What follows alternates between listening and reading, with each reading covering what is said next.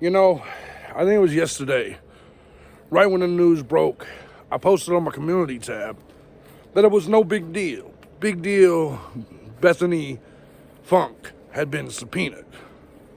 It was something I expected, right? So I figured it was kind of a really normal thing. And then I saw that the defense, Kohberger, is who subpoenaed her. And Bethany Funke hired a lawyer to quash the subpoena. Why would that be? Why would Bethany Funke not want to testify, not want to be the material witness that she apparently is? So I got to thinking about it. And a lot of us have thought for a long time that it was Dylan that was potentially involved with Kohberger. That maybe it was Dylan that was the one that was kind of shady. But none of us has really thought about the fact that Bethany Funke, nobody's heard anything from her or about her during this entire thing. Why would her and her family hire a lawyer? Now, they're in Reno, Nevada currently. Why would they hire a lawyer just to try to quash a subpoena by the defense? You would think. By the way, I don't think it will be upheld. I believe she'll have to testify. I believe she will be subpoenaed. And I believe that Kohberger deserves that. But what is it that Kohberger and Ann Taylor knows about Bethany Funke? Why is it that they are subpoenaing her? What is it she knows? And what is it she's trying to conceal from all of us? In my honest opinion, maybe we've pointed at the wrong person. And it still could be Bethany. It still can be Bethany and Dylan. Maybe there's more to this story than we all know, which obviously that happens. I mean, that's obvious to be the case. I have to admit it was a curveball thrown. And after listening to Truth and Transparency last night, after listening to a couple other people, even listening to Harsh Reality this morning, that's where I got the news that it was the defense that subpoenaed her and that her team is trying to quash it. So I'm going to ask all of you guys. It's the weekend. I don't typically do videos. I'm a little busy, as you can see.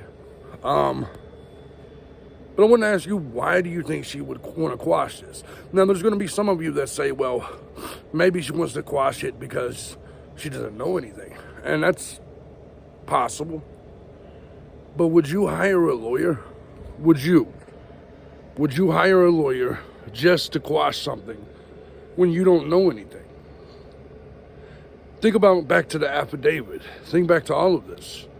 What kind of sense does it make for you to hire a lawyer just so you can say, I don't know anything? Why wouldn't you just go to the deposition? Why wouldn't you go to the preliminary?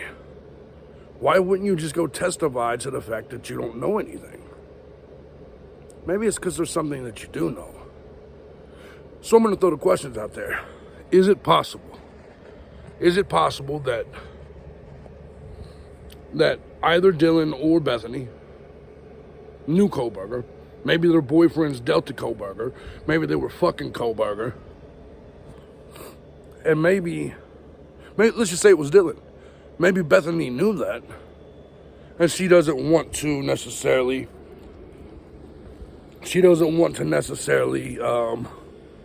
testify to that shit, right? That's very, very possible. By the way, beauty, ain't it? That's my Appalachian Mountains, baby. What if Bethany just happens to know of the connection between, let's say, Dylan and Kohberger, or Kohberger and anybody in the house, and Bethany doesn't want to harm the case? Bethany might feel like her testifying and telling the truth hurts Xana and the rest of the victims, right? Or maybe she's got that one surviving friend, Dylan, and she's worried about hurting Dylan with her testimony.